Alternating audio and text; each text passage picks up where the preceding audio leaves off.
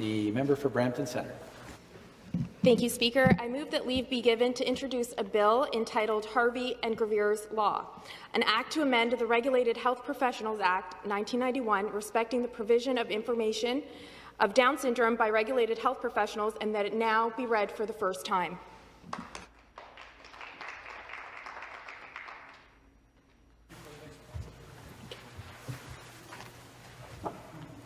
Ms. Singh has introduced a bill entitled An Act to Amend the Regulated Health Professions Act 1991 respecting the provision of information respecting Down syndrome by regulated health professionals and now be read for the first time. Is it the pleasure of the House that the motion carry? Carried. This is a bill entitled An Act to Amend the Regulated Health Professions Act 1991, respecting the provision of information respecting Down syndrome by regulated health professionals. First reading of the bill. Première lecture du projet de loi. Would the member for Brampton Centre care to explain her bill? Yes, thank you, Speaker. People with Down syndrome and their families have historically faced discrimination and have been victims of eugenics.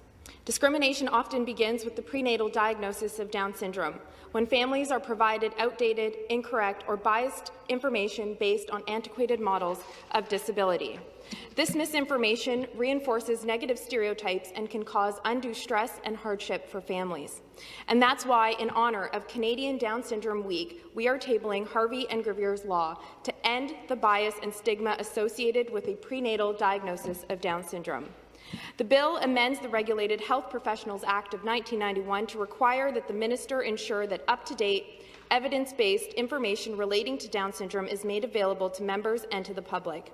The Act is further amended to require that members share this information with expectant parent or parents when they communicate a prenatal diagnosis of Down syndrome, and that they refrain from recommending any further testing or treatment in relation to the diagnosis of Down syndrome for a 48-hour period unless explicitly requested or unless the member is of the opinion that the performance of the testing or treatment is absolutely necessary. I want to thank all of the advocates across the province and across this country who have endured those realities when given that diagnosis, and I'd like to thank Sarah Beckett-Thompson and her family for bringing this bill forward to this legislature. Thank you very much. Thank you very much.